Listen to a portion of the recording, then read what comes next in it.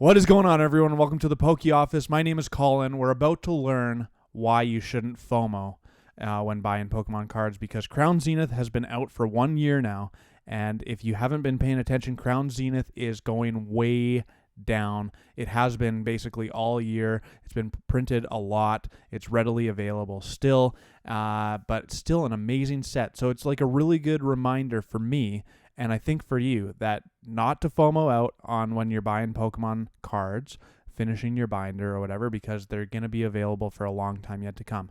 However, when stuff starts to go cheap, it might be a really good opportunity to pick some of these cards up to complete the binder, to build your collection, to reinvest almost. Maybe they're going to go up. Who knows? So just a good lesson. So we'll look at all the cards worth $10 or more in Crown Zenith on the 1 year anniversary.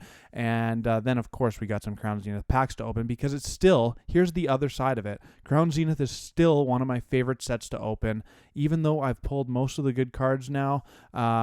It's just a super fun set. I think it's going to go down in history as like being remembered as the last amazing set in Sword and Shield era, because the pulls are ridiculously cool. You got a huge Garian Gallery, which is like 99% of the big pulls come out of the Garian Gallery. So pretty exciting. Let's get to the data, see how these cards have been performing over the last year since release of Crown Zenith. Okay, so we'll start off with a couple sealed products, just including the Pokemon Center Elite Trainer Box Plus, the regular Elite Trainer Box, and the booster packs. I didn't include any of the collection boxes because, honestly, I just gave it a quick gander before recording this, and they're all kind of stagnant as well. They're not, like, nothing is making a huge move. They're all down a little bit, and most of them readily available when you go to the store. Starting with the Pokemon Center exclusive Elite Trainer Box Plus, this one did really good out of the gate because these are actually exclusive to some extent.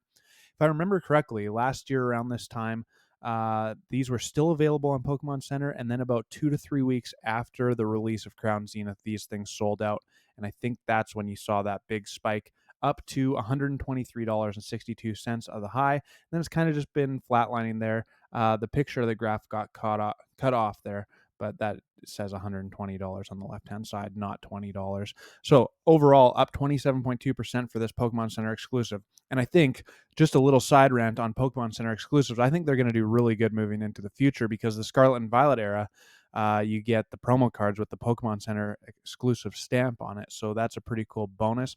That Crown Zenith Elite Trainer Box Plus didn't come with anything extra other than 2 extra packs, plus it had like one of the card deck boxes, which was kind of cheap, and I don't know. Anyways, it has the Pokemon Center exclusive box, so that's kind of cool. Next, we got the Crown Zenith Elite Trainer Box. This one down, it's more readily available. It got reprinted, and you can actually, I think, still buy it on TCGandGames.com. So if you want to go check him out and support, he supports the channel, so go give him some support as well. Link is down below in the description, using the promo code ThePokeOffice for 5% off your next Pokemon order. Plus, you can pre-order Paldean Fates. Life is good. Crown Zenith Elite Trainer Box down 27.4% to $42.60. Basically, if you look at the trend line there, it's been straight down for the whole entire year. Crown Zenith Booster Pack, same thing as the Elite Trainer Box, just become more readily available. Like, this was kind of hard to find. I remember early on, like Christmas last year and into January last year, Crown Zenith, I'd go to GameStop, I'd go to Walmart, I'd go to the local game stores, and they were sold out. Some of you told me in the comments, this is a few months after Crown Zenith released, that it was just collecting dust on the shelves. That's not the case where I live. Crown Zenith was always a popular one and got snagged off the shelf basically right as it got put out. Currently, the market price for a booster pack is $4.38, which leads us to the cards. Cynthia's Ambition from the Garian Gallery, just straight down, 55.9% decrease over the last year. Now it's at $10.31. You're going to see this a lot. Lots of these cards started off high and just like significant drops over the year. Zacian V down 42.3% to $10.35. This one didn't even start too high, so it's not as big of a percentage drop, but still down to $10.35. Hisuian Zoroark V-Star, one of the most gorgeous cards out of the set, in my opinion, and just a big drop in the first couple months of 2023 from $29.81 as the high there. I don't know why I wrote 29.77 as the high. It started at 29.81, and then now it's at $12.08, 59.5% down in the last year. Arita is down a big too, 37.8% drop, currently at $12.99. Funny considering this is a big card in V-Star universe. Okay, Suicune V. You all tell me that I say it wrong, but I just don't know how else to say it. So this one was actually one of the bigger cards coming out of the gate. Suicune V started at $38.02. That was its high, and it basically, the first 4 months of the year, it dropped substantially down below $20. Now it's at $15.48. Kind of been flatlined there for the last, 5 or 6 months. Then we have the Darkrai V-Star, another significant drop in those first 4 months. Before April, it was declining big time, and now April, all the way to where we are now, is really just flatlined. $30.74 is where it started in January on release. Now it's at $15.73, which is a 48.8% drop. Entei V, this one is a unique graph out of the bunch. Similar start where it started off high. The first 4 months came really significantly down. Then it was flatlined there. Then this card started getting popular for a very short period of time in the TCG, which sees the spike in late October there, all the way up to past $30, a high of $31.56, but not long lasting. Now it's at $16.19, so a pretty substantial drop there as well. However, it is a little bit trending upwards still, so it's still coming into play in the TCG there for a little bit. Then we have the Glaceon V-Star, my favorite card out of the set, though when I finally pulled that Mewtwo V-Star that we're going to talk about in a few minutes, I think Mewtwo surpasses the Glaceon. But I love this card anyways. That's the ticket. This one, similar graph to most of what we've looked at. Big drop in the first 4 months. Started at $39.50. Now it's at $18.07, a 54.3% drop. Raikou, the last of the legendary beasts. We had an argument in Discord about, are these dogs or are they just legendary beasts? I call them dogs, but I don't want to get in trouble, so I'm calling them legendary beasts, okay? Raikou V started off high. This one actually tried to hold off there in kind of like March and April, staying around $25, but then came right back down. So down 34.8% total. Current market price on this bad boy is $18.89. Getting into some of the really big cards here. Leafeon V-Star, this one has always been big. This one started at $42.41. Now it's down to $18 even, a 57.6% drop. Side note on Leafeon, I don't know if you all watch Cool Trainer Ryan, but holy cow, he just bought like a life-sized version of a 3D printed Leafeon that looks absolutely amazing. You should go check out his video because it is like, seriously, collectors are just drooling, or it made me drool. So I'm expecting that collectors are drooling about it. It makes me want to have stuff like that because it's just super, super cool. Love it. Okay, the only card from the regular Crown Zenith set. The others are all from the Garian Gallery, but this one's not. Alisa Sparkle was a pretty big card early on at $32.70, and now it's dropped 40.2% over the year to $19.57. So still a decent sized card value-wise, but still definitely that downward trend all year long. Then we're into the gold cards. Origin Form Dialga V-Star Gold, big drop early on, and now it's slowly been declining ever since April. Started at $66.89, now down to $32.53. Then we have the Palkia, same thing, though it actually has started to rise just ever so slightly in the last month or two here. Started at $61.57. Hit a low of $32.77, now up to $38.45. But overall for the year, 37.6% down. Then this is the one I was just talking about, this Mewtwo V-Star. Absolutely gorgeous, phenomenal card.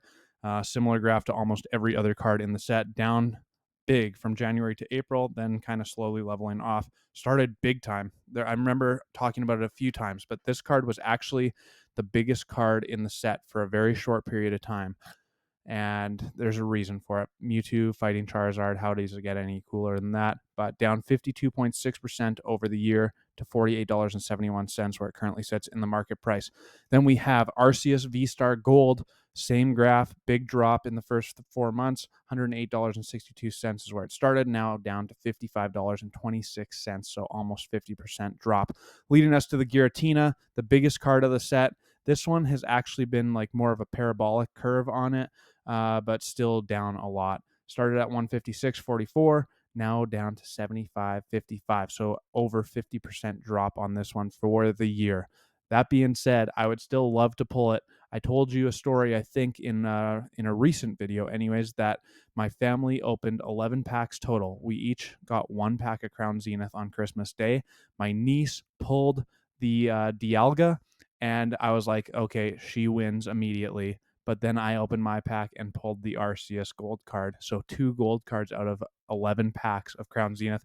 It was a pretty special moment, I'm going to be honest. And I think my nieces are starting to get fired up about Pokemon. So that is pretty cool. Let's flip the screen around and open up some Crown Zenith packs. Okay, so let me know what you think. I think I said it during the video presentation that Crown Zenith is still one of my favorite sets. I think it's really going to go down as one of the best sets out of Sword and Shield. The pull rates are phenomenal, but also the pull rates I think are really affecting the price of the cards because the pull rates are not that hard. I mean, I'm not saying that they're not hard because it took me a really long time to pull gold cards, but then they came in kind of waves, so it really depends. But you just get so many pulls out of the packs that you open typically, so it's just a super fun one. I think it's going to go down and be remembered as that like banger set to end Sword and Shield. So let's open up 10 packs. Crazy that Crown Zenith has been out for a year already. If you're watching this video on release date, I'm actually recording this one day prior to it being out for a year, so a little early, but figured it's a good fit for my Friday video. So what a good set this is, but comfy, nice, and a beady. All right, this set is the first one that I ever tried to make a master set of, and it just made me realize that I have zero interest in having master sets of Pokemon. Like, that just doesn't do it for me. That's not what I enjoy about collecting. So I really respect the people who do, because it takes a lot of work. I had never like really done the whole Drapion out of nowhere. Okay, off-centered, but and a Leafeon V-Star. Hello. That's what I'm talking about with Crown Zenith. Unbelievable. Drapion, one of the textured Garian Gallery cards, the alternate arts, that is not actually worth all that much, but still, hot dang. Leafeon V-Star and a Drapion V, pretty nice pack.